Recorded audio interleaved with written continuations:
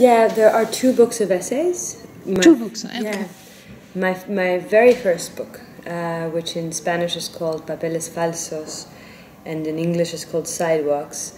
And then, yes, this is my second novel, after my first novel, which is Des êtres sans gravité, published by Actes Sud. And then, after l'Histoire des dents, there's another book of essay. In this case, it's just one single essay called Tell Me How It Ends. And it's about current migration crisis involving the arrival of hundreds of thousands of unaccompanied child migrants to the US.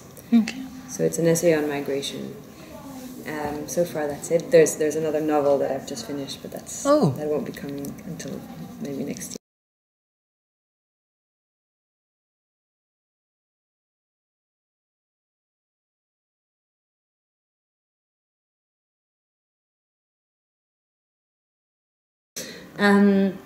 Well, that short biography that you're referring to is part of one of the chapters of this book, a chapter that was written entirely by my translator into English.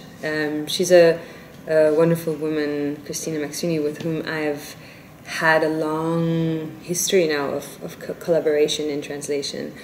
And in this book, she started translating early on, when I was still really just working on the very first versions of the chapters, and so from the beginning she was very much part of the process, and she started making like a list of names that appear in the book, because there are a lot of names, including mine, and making little biographies to just sort of order for herself the map of names, and it's a brilliant little thing that she did. So we decided to incorporate it as a chapter of the book.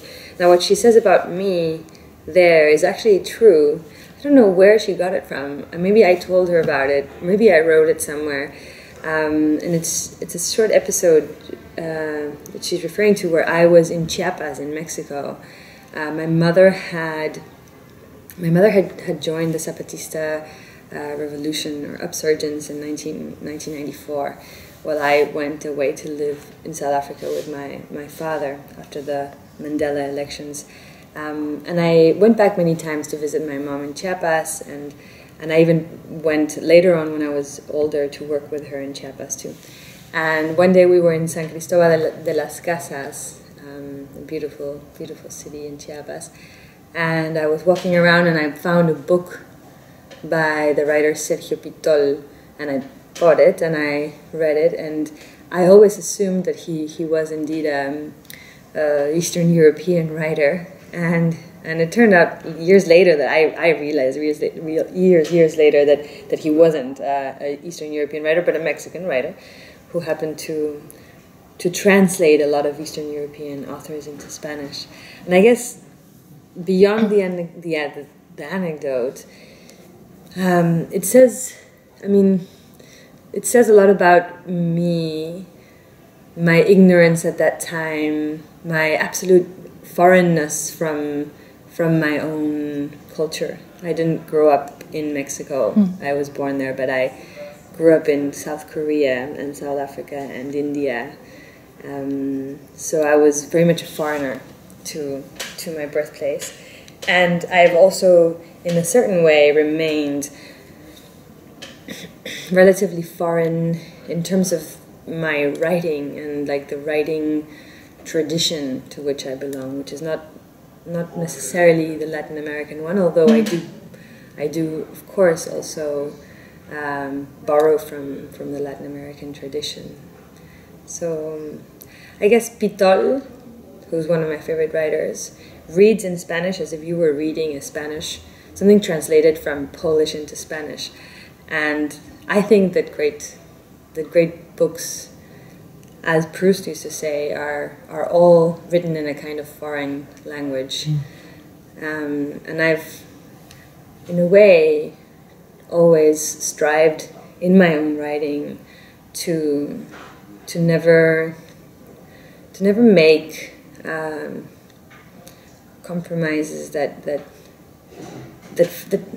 never find the direct route to saying something, but to always envisage language as a foreigner might, sort of trying to look ways around things instead of reaching them in the most obvious and direct way.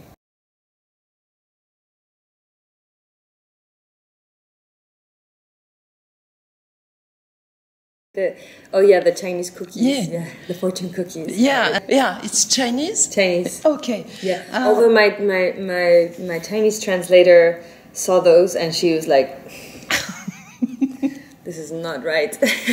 Apparently there's a mixture of modern Chinese and written, I don't know, she explained, but it's very complicated. So the Chinese readers will find that some of the Chinese quotes are annoyingly mistaken.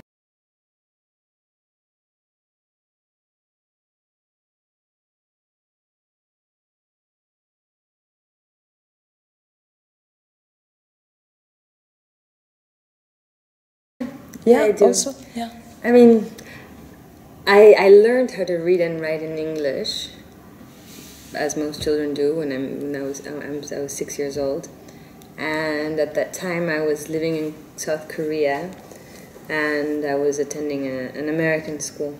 So my first journey into graphic forms of representing language was in English. But at the same time, I wouldn't say that English is my mother tongue because I learned it when I was 5. So I guess a psychologist or a neurologist wouldn't say that I'm bilingual, but I am a bilingual writer. I don't know if I'm a Mexican writer. I'm a writer who happened to be born in Mexico. I have many deep connections to the Mexican literary tradition, but I acquired those connections later on in my life. I started reading the Mexican tradition in my late teens, and I didn't even encounter them while in Mexico, but while I was finishing high school in India. There was a small group of Latin American students from everywhere, from Argentina, Peru, and together we were in a very good literature class, and we were all quite nerdy. So we would have book club sessions outside class where we would read out loud together and interpret and try to understand. And it was really there. I was 17, 18 years old that I really came into close contact with not only the Mexican but the Latin American literary tradition and began savoring it in a different way, and also then began writing in Spanish. I had never written really in Spanish. And later on, when I was in my early 20s, I decided to write my first book in Spanish, in part because I wanted to write myself into my own language that was my mother tongue, but as I said earlier, not really the language in which I had ever written and read, really. And so I wrote Papeles Falsos. Other than that, that first incursion into Spanish, and writing myself into my it's a book about Mexico City, so it was also a way of writing myself into a geographical space and a linguistic space at the same time. Beyond that, I don't know if I'm a Mexican or Latin American writer. I was born there, but lived everywhere else, and read in Italian and in French as much as I read in Spanish or in English. So I guess, I mean, like many other writers, I don't belong to a single branch.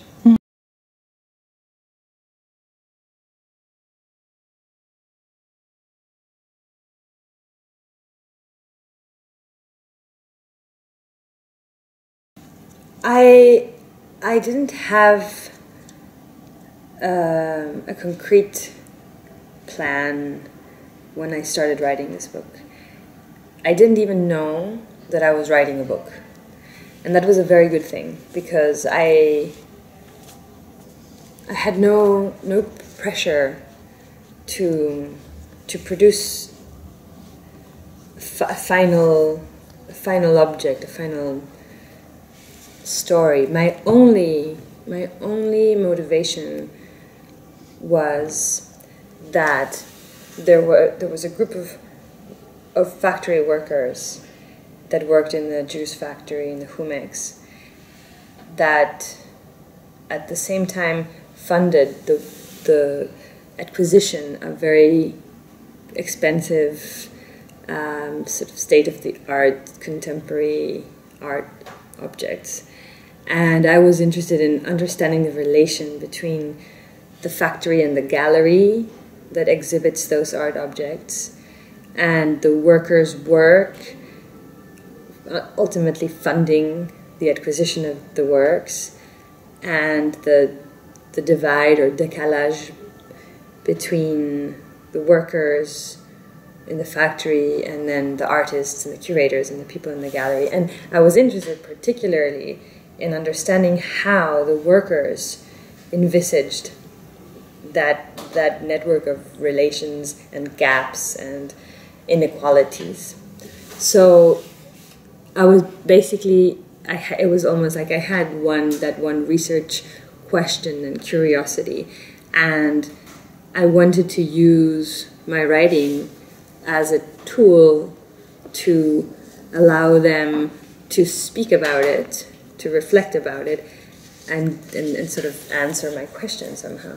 So from the beginning, there was that collaboration, right? And it was set up like a dialogue, in the sense that I didn't have a final, I didn't even know what would happen in the story, otherwise it would have been a kind of monologue, right? So I basically just wrote little installments that I would send them every week, and then they would read those installments out loud in the factory, a group of 12 workers. And then they would, after reading them out loud, they would often criticize what they had just read, or they would suggest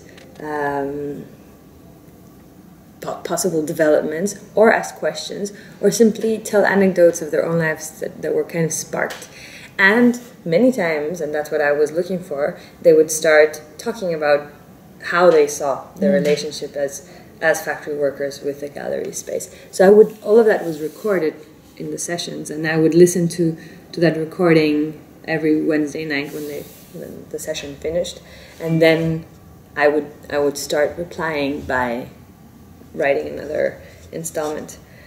And so that initial collaboration determined the nature of the book and the successive layers of collaborations that happened later, right? So it wasn't only that collaboration, but later on, yes, like the collaboration with my translator, and how she became a kind of co-writer of the book, writing her own chapter. Or later on, the fact-checker of the book, who herself wrote an amazing, weird list of questions about what was fiction and what was not fiction in the book, and which we, in the US with Coffee House, we published as a little chapbook as well, that circulates, that they only made like 400 copies, but they're also kind of there as a satellite of the book, and so on and so forth. With my different translators, I've had a very intense collaboration. I know that my Chinese translator, for example, is changing one of the chapters, because I've given her sort of the carte blanche to go ahead and change. So it's a book that is kind of porous. It's a book that it lends itself to sort of many different currents and hands to sort of take it and do something else. And I like to, it's like a toy somehow. À la fin de ce passage, vous parlez justement de la traduction et du fait que chaque traducteur, d'une certaine manière, produit une nouvelle version du livre, et que ça vous plaît beaucoup, et que vous voulez sortir les traducteurs de leur invisibilité. Et la question que je me suis posée, c'est si pour vous, tout lecteur n'est pas aussi ce traducteur, c'est-à-dire cette personne qui a une version différente du livre en fonction de sa culture, de sa sensibilité, de ce qu'il entend aussi dans toutes les références que vous donnez. Il y a des références qui sont évidentes parce qu'on a lu les livres et donc on les pense évidentes, d'autres qui sont beaucoup plus mystérieuses. Et donc, est-ce que la traduction, c'est peut-être pas la définition de tout écrivain ou de tout lecteur même? Je vais répondre en anglais parce que je suis une personne de 5 ans quand je parle français. Je crois. Donc, that is precisely very much written into the DNA of this book. That the way that the book changes so entirely from one linguistic community to the other. And the reason that it changes is that the book is set out to be a kind of map of names, right? There are a lot of references, as you said. And those references are acts of very self-conscious name dropping, you know, where I literally drop a name into the narrative and see what happens, like see what splash it makes, right? A heavy name makes a huge splash in a narrative. A name without so many references makes a smaller splash. But the point is that the size of that splash depends not so much on the object itself or the name itself, but on the linguistic community in which it is read. So in Spanish, for example, most of the names in the book being names of Spanish-speaking writers, not all, but most, the narrative is this mess of splashes, right? It's a linguistic community such as the Latin American one would identify so many of these names and have very particular references to them that the narrative takes a very peculiar shape, right? Whereas in China, most of the names of those names don't mean anything. They could be anyone. So it's a much more stable kind of narrative, or you can think about it again. I've used this metaphor of sort of water and splashing. It's a much more stable surface of water, right? And that to me is in itself a very sort of self-explanatory way of how the process, not only of translations, but really bottom line, how the value of objects, be they art objects, installations, performance pieces, or books, changes according to a series of things. Of course, context, but very particularly how it changes depending on the weight that names have, right? The amount of references that a name possesses.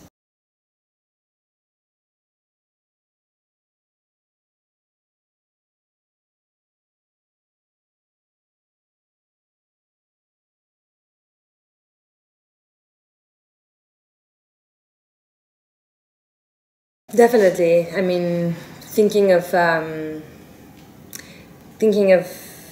literary tradition like a kind of tree, you know?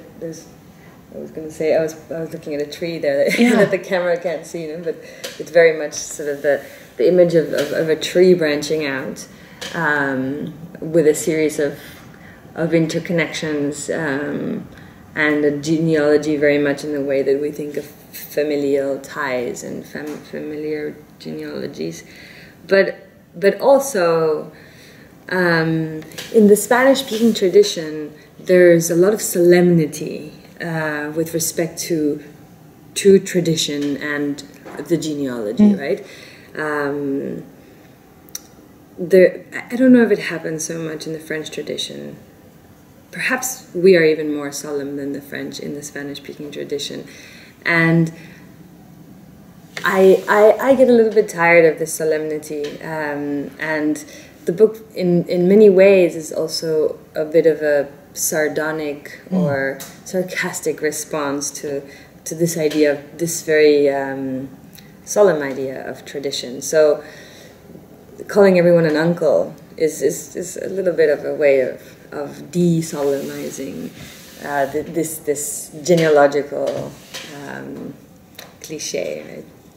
Justement, le personnage principal, donc Grand Route en français, Highway en anglais, s'appelle Gustavo Sanchez. Pardon pour mon accent. No, that's right.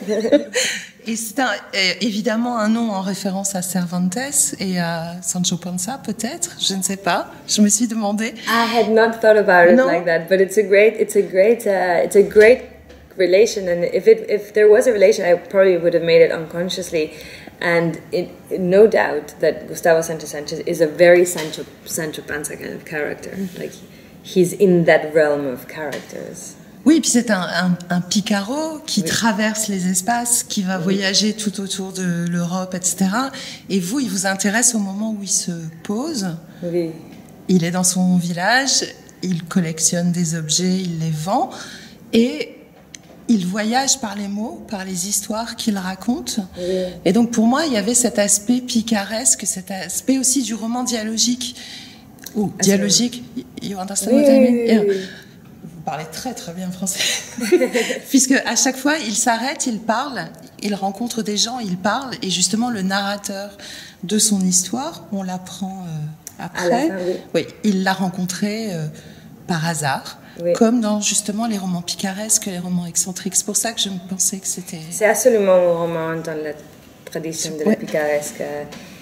Et surtout, effectivamente, sorry, ahora ya voy a hablar en español, inglés.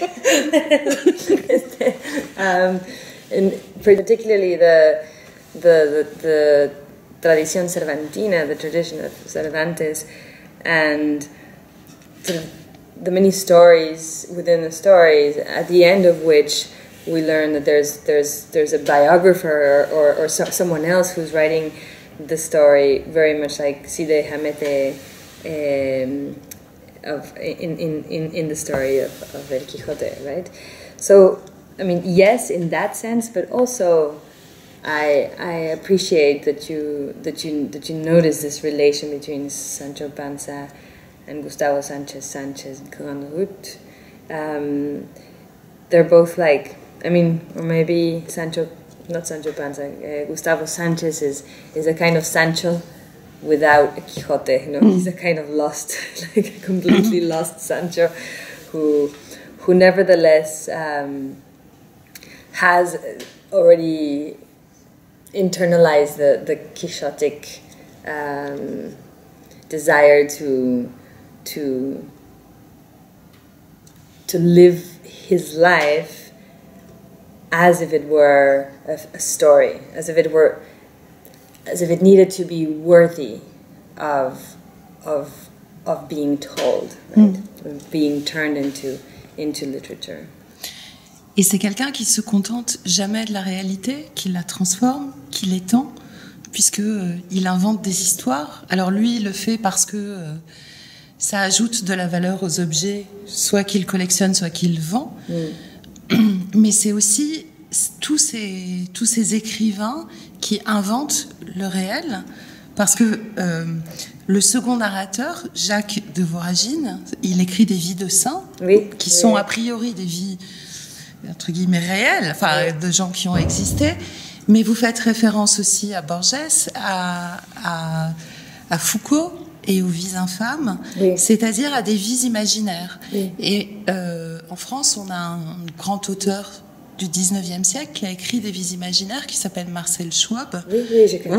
Voilà, et qui lit des vies aussi dans des détails. Donc ça peut être la forme d'un crâne, ça peut être un événement tout petit, ça peut être des dents, pourquoi pas. J'ai pas relu pour essayer de voir s'il parlait des dents, mais bon, pourquoi pas. Et est-ce que c'est pas une manière aussi de parler de ce rapport, évidemment, du réel et de la fiction, de la manière dont toute fiction ajoute de la valeur au quotidien, au plus indifférent. Et la question de départ, ça serait pourquoi les dents à ce moment-là? Why the teeth? Oui, pourquoi les dents? Okay, so two parts, right? So, yes, first of all, primarily, because I was trying to investigate, as I told you at the beginning, the mechanisms by which value is added to objects, or objects that originally might have a very low use value are then endowed with symbolic value and other forms of added value. Because I was investigating that, I reached out to sort of thinking or essaying in a very French sense of the word, of essaying around the subject, sort of turning around it without necessarily going at it directly. And one of those sort of concentric roundabouts to think about this subject was precisely the idea of narrative as a value endowing mechanism, as a way through which this object may acquire certain value because it is then wrapped in fictional tissue. And then why teeth? Well, this is, a lot of people ask me if this is a memoir. No, not about my teeth. But in a way, it is, and it is a memoir in terms of not my relationship to teeth, but I would say writers, maybe artists' relationship to teeth in general, to their own teeth. There's an anecdote that I really like, which is would really depict the relationship between writers and their teeth.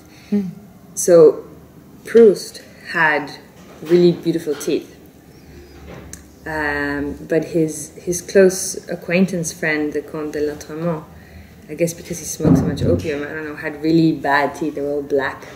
So when the Comte de l'Autremont would laugh, he used to cover his mouth so as to not show his teeth. And Proust, who was very much enchanted by this world of the high aristocracy and nobility, especially when he was, I guess, younger, he started copying the gesture of smiling or laughing with his hand over his mouth. Although he didn't need to, he had good teeth, right? But that anecdote very much shows sort of all the aspirations, the social class shame, the vanity, the pretentiousness, the posturing, the imposter, all of those elements that make up the very conflictive public persona of writers and artists who often invent a public character for themselves, right? But teeth are somewhat what reveals the truth, right? Very beautiful white American teeth say so much about a person's vanity and social stature as much as crooked teeth say about our own vices, for example. Et il y a aussi cette espèce de fétichisation. You understand the word? Absolutely. Yeah. Ce qu'on garde d'une personne célèbre. Et il y a aussi ce dont vous parliez tout à l'heure par rapport à ces écrivains qui deviennent des oncles. Et vous parliez d'une forme d'irrespect et de jeu aussi avec ça. Mettre les dents de Marilyn dans sa bouche, c'est la même chose en fait. C'est-à-dire que ces dents, c'est aussi le symbole de tout ce livre qui est une collection lui aussi. Une collection de choses qui pourraient paraître quotidiennes ou sans importance et qui prennent toutes un sens très fort en entrant dans une collection, en entrant dans une histoire et en entrant dans un ensemble en fait. Oui, ça c'est vrai aussi. The thing with you can think about teeth also as in sort of metonymic terms there, you know, as as that part of a bigger whole, which is in this case the story of the writers that these series of teeth contain.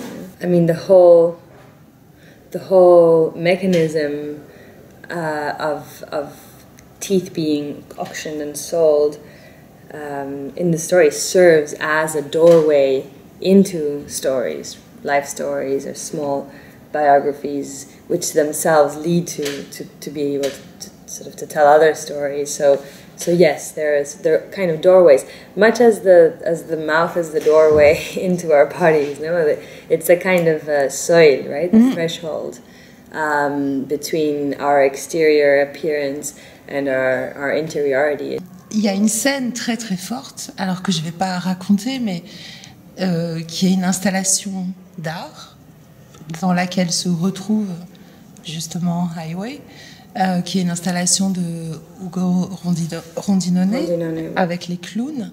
Est-ce que votre livre, vous le concevez aussi comme une installation artistique? Parce qu'il y a un élément dont on n'a pas parlé dans tout ce qui constitue le livre, la collection qui fait ce livre.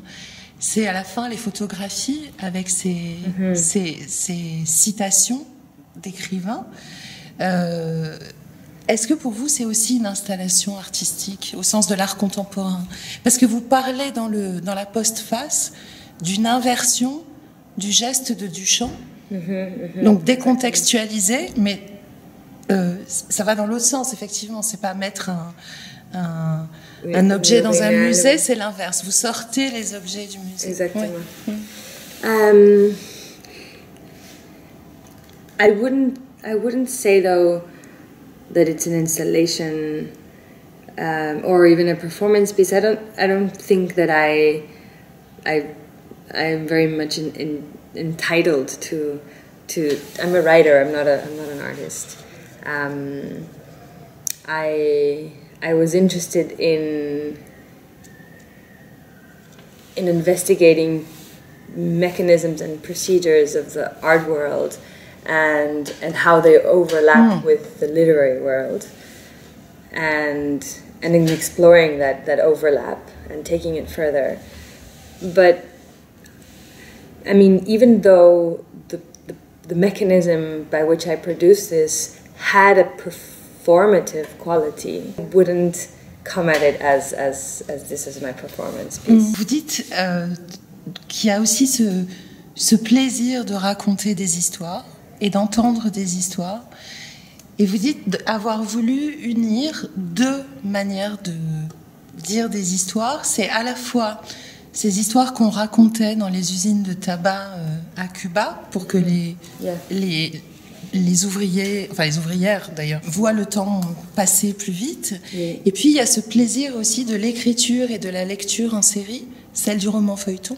I mean, ultimately, beyond my own concerns, my thought experiment, my hypothesis, my interest in the notion of value, the only thing that really will remain of a book is its story, right? And the value of its storytelling and how and what that does to our souls. I mean, we are animals that are primarily storytellers and listeners, no? And so the book's only real value, I think, will lie there ultimately.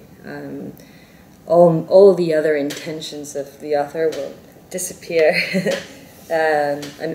or in fact they disappear as soon as the book is an object circulating in the world, right?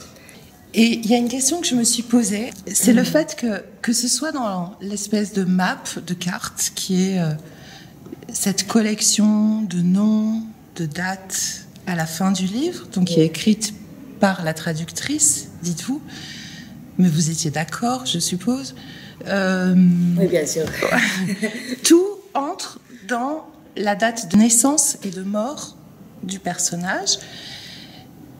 Et du coup, tout ce qui est très antérieur, très avant, comme Montaigne, on dit 400 ans avant. quelques siècles avant. Oui. Donc tout devient présent. Oui. Et c'est la même chose dans le livre. Ces auteurs qui deviennent des oncles, tout est là, tout est présent. Est-ce que c'est une manière de dire que la tradition littéraire ou la tradition artistique, de manière plus générale, c'est ce qui nous nourrit, c'est ce qui est présent pour nous, il n'y a pas réellement de passé? Absolument, oui. Oui. Oui, j'aime bien que tu dises ça, parce que la forme dont je pense la tradition, c'est un peu comme cette idée de l'essai de T.S. Eliot, Tradition and Individual Talent, où Eliot répète que... I have to say this. Yeah, of course. Literature is a kind of presentness of the past. Yeah. Une présente... Comment on dit ça? Le présent du passé. Le présent du passé. C'est plus simple en français. We are... When we write with the past sort of on top of us, but we also bring the past back into the present, and it's another way to view it, which is this very beautiful way in which you said it is that it's also one single map in which all these disparate objects, names are placed, so that we can read it in a kind of simultaneousness instead of in a chronological, diachronic way.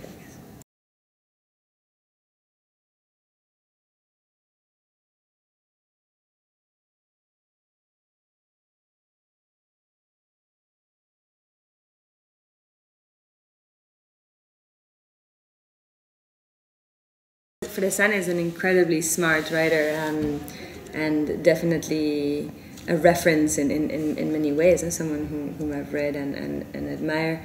I don't know that this book does that exactly. It's not what L'Histoire des dents is trying to do. It has, of course, similarities in the sense that it takes perhaps a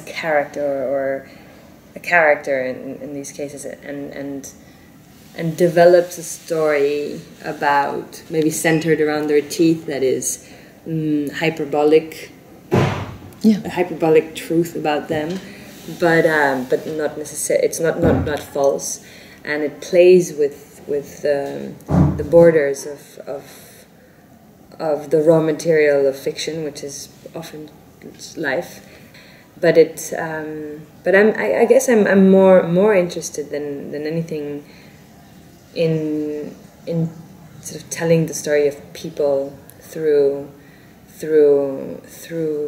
this, a remnant of them, just the debris of a body. I mean, even just in biological terms, when teeth are what scientists use to be able to trace back a lot of sort of genetic codings. So this book does something similar, but just with a different kind of genesis, not genetic coding, but like a kind of storytelling coding. Il y a cette citation de Voltaire. Alors, j'aurais bien posé une question sur Baudrillard et le nom de cette rue Disneylandia. Oui. Ouais. Mais bon, tant pis. Mais il y a cette citation de Voltaire sur l'imitation, qui est une originalité aussi. On n'est pas original ou inédit en écrivant à partir de rien. C'est aussi par la citation, par le jeu, et qui est un jeu qui est sérieux, mais qui est aussi un jeu au sens le plus ludique du terme, amusant. Votre livre, c'est pas seulement un roman postmoderne ou voilà froid, c'est un livre où on rit, où on prend du plaisir à des histoires. Est-ce qu'il y a une invention dans la réutilisation d'un matériau, justement, et les dents sont peut-être aussi un matériau, qui a été travaillé par d'autres? Definitely, yes. I mean, first in terms of what you said about sort of the more playful nature of the book, it is a very playful book, but as with children that they play very seriously, I was very seriously playing. And in terms of how that ties into the other part of your commentary in question, which is the way that literature moves through imitation, and originality is always a form of imitation. I agree with that also, and it is precisely what we were discussing just earlier with the presentness of the past and the idea of literary tradition, right? What we do when we invent is we simply recompose with the elements that we have in us, and those elements come from other people's inventions, right? From other books, from other lives, from other stories, and we recombine them. We recombine them with the glue of our own imagination. So it's, I mean, we have limited amount of elements, I think, but endless ways of recombining them.